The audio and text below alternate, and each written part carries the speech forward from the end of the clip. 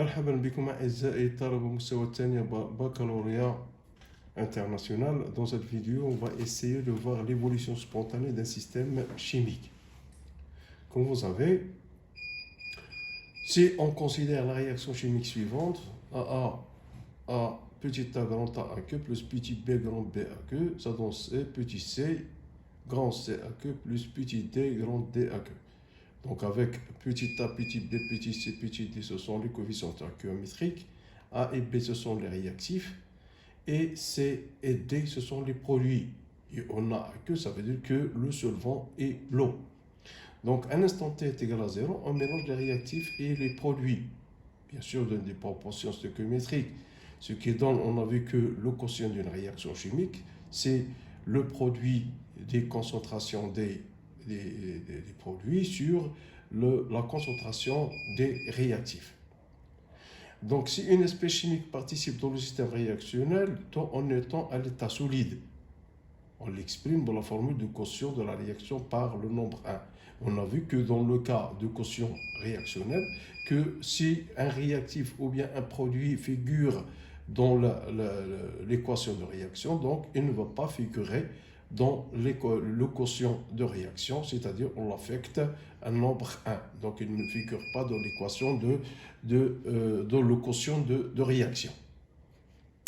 Donc 3 cas à envisager. Donc on va voir quel est le sens dans lequel évolue la réaction. Donc pour ce faire, donc il faut comparer le quotient de la réaction à la constante d'équilibre. Donc à la constante d'équilibre pour voir est-ce que la réaction va se passer dans le sens 1, c'est-à-dire le sens direct, ou le sens 2, le sens indirect. Donc il faut comparer ce quotient de réaction avec la constante d'équilibre K. Et pour ce faire, donc si on a 3 cas envisagés, si le quotient de réaction est inférieur à K, alors le système évolue dans le sens direct, c'est-à-dire dans le sens 1, c'est-à-dire dans le sens de formation des produits et dans le sens de disparition des réactifs. Le deuxième cas, on a vu que si le quotient de réaction est supérieur à K, alors le système évolue dans le sens indirect, c'est-à-dire dans le sens 2. Et finalement, si le quotient de réaction est à la constante d'équilibre, alors le système est en équilibre, donc il ne va pas évoluer. Donc il est en équilibre. Démarche à suivre pour voir dans quel sens la réaction va évoluer. Parce que l'objectif de cette vidéo, c'est de savoir dans quel sens la réaction va évoluer. Est-ce que dans le sens 1, c'est-à-dire le sens direct, dans le sens de formation des produits, ou bien dans le sens inverse, c'est-à-dire dans le sens de formation des réactifs, ou bien il n'y a pas d'évolution de la réaction, c'est-à-dire qu'on est dans le cas d'un équilibre. Donc pour faire, je vais vous donner une démarche à suivre. Après avoir écrit la réaction chimique associée à la transformation envisagée, ensuite prévoir le sens d'évolution. Pour cela, il faut calculer les concentrations apportées. C'est-à-dire qu'il faut calculer les concentrations des réactifs, soit des produits, c'est-à-dire des différentes espèces chimiques intervenant de la réaction. C'est ça la première des choses. Si vous avez des quantités de matière, vous avez des volumes, donc vous allez essayer de calculer la concentration des différents réactifs ou bien des différents produits. En deuxième étape, calculer le quotient initial de réaction. C'est-à-dire qu'il faut calculer le quotient de réaction. Prévoir le sens d'évolution du système en comparant QRI à la constante et la constante d'équilibre K. Donc, une fois calculé la concentration, vous allez faire les produits des différentes concentrations des produits sur les réactifs. Donc, vous allez déterminer la quotient de réaction. Donc, une fois déterminé ceci, il faut prévoir le sens du système en comparant QRI et la constante d'équilibre. Et pour cela, vous allez trouver 3 cas. Est-ce que le quotient de réaction il est inférieur à K? Est-ce qu'il est supérieur à K ou bien égal à K?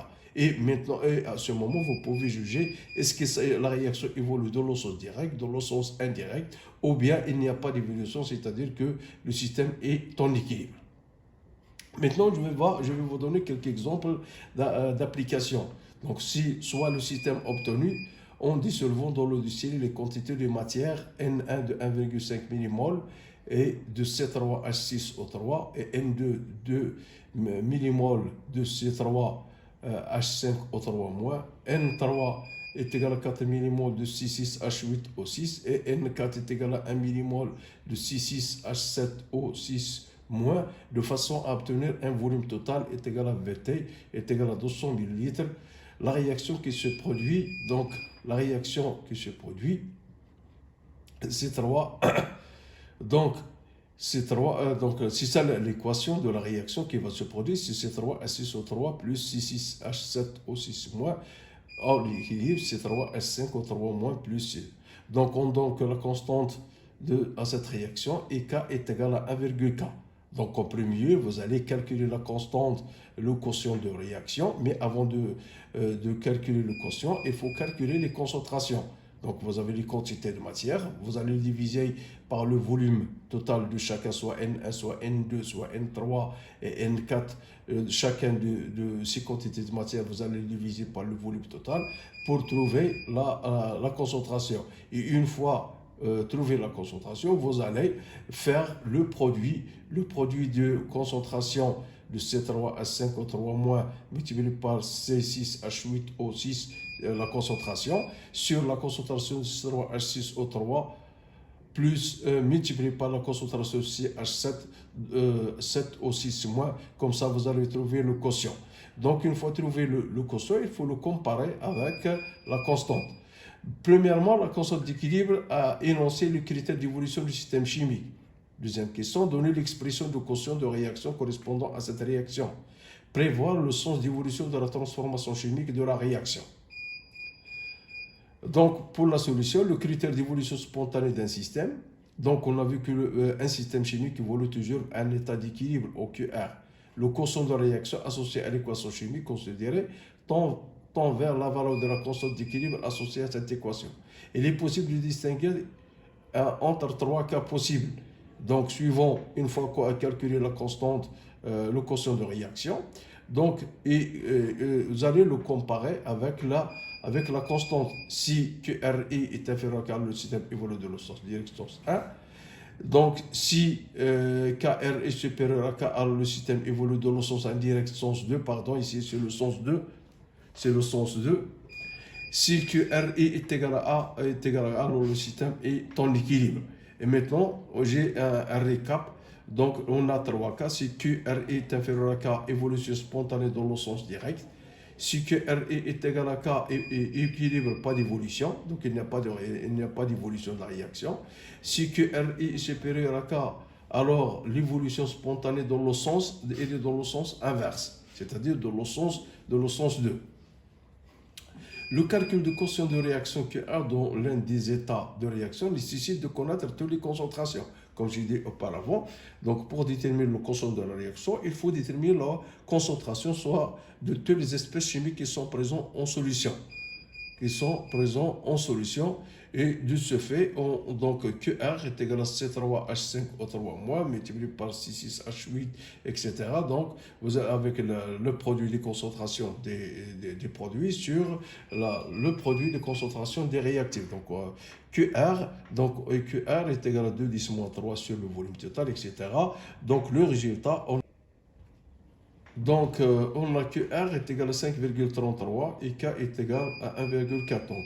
Donc, en conclusion, donc on a si QR est supérieur à K ici dans ce cas, dans notre cas, donc le sens de l'évolution est le sens indirect, c'est-à-dire le sens 2.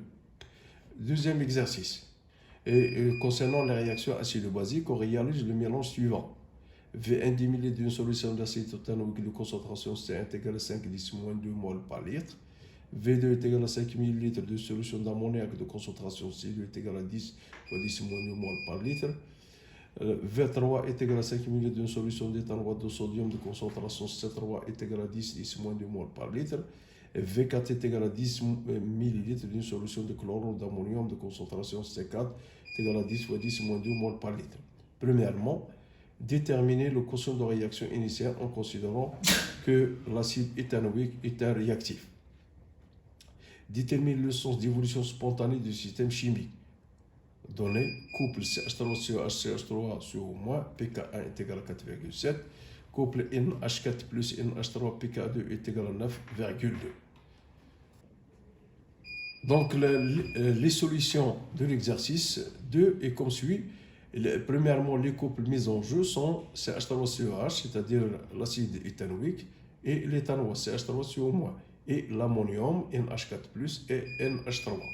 Donc, si on considère que l'acide éthanoïque est un réactif, l'autre réactif est nécessairement la base.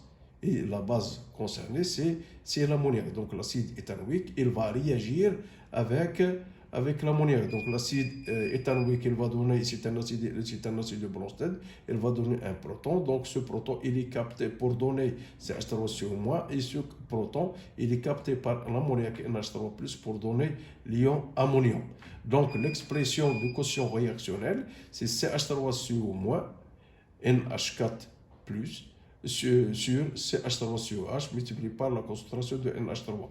Donc, immédiatement après le mélange, les quantités de matière apportées sont NCH3COH, c'est la concentration multipliée par son volume, NCH3CO-, c'est 3V3, le N, la quantité de matière de NH3 est égale à C2V2, et N de NH4+, est égal à C4V4. Comme ça, on a calculé les quantités de matière de chacun des réactifs, c'est-à-dire l'acide éthanoïque, l'éthanoate, l'ammoniac et l'ammonium. Et une fois calculé les quantités de matière, donc on va calculer la concentration en division par le volume total. Donc la quantité de matière, la concentration de CH3COH est égale à la quantité de matière sur le volume total, c'est-à-dire V1 plus V2 plus V3 plus V4. Donc est égal à la quantité de matière, c'est C1V1 sur V1 plus V2 plus V3 plus V4. Donc de la même façon, CH3CO- est égal à C3V4 sur le volume total. La même chose, NH3 est égal à C2V2 sur le volume total, et la concentration de NH4+ est égale à C4V4 sur le volume total. D'où l'application numérique QRE est égale à 4. La constante d'équilibre associée à cette équation est K est égal à la constante. On a calculé le quotient de réaction, maintenant on va essayer de calculer la constante d'équilibre. Est égal à la concentration de CH3CO- à l'équilibre, multiplié par la concentration de NH4+ à l'équilibre sur la concentration de CH3COH multiplié par la concentration de NH4+ à l'équilibre. Donc, K est égal à CH3CO-, donc on multiplie par H3+, et on divise par H3+, ce qui donne que K, l'expression K est égale à K11 sur K2. Et on a dans l'énoncé, on a les pK. D'où, donc K est égal à 10 pKa2 moins pK1. Donc, K est égal à 10 à la puissance 9,2 moins 4,8 est égal à 2,5 10 à la puissance 4. Donc, une fois calculé la constante d'équilibre, on a trouvé que la constante d'équilibre est égale à 2,5 10 puissance 4. Et on a auparavant que la constante QRE est égale à 4. Donc, on constate que QRE, le quotient de réaction, est inférieur à la constante d'équilibre. Donc, ce qui, d'après les critères d'évolution de la spontanéité, que la réaction évolue dans le sens direct, c'est-à-dire dans le sens 1. Et merci de votre attention.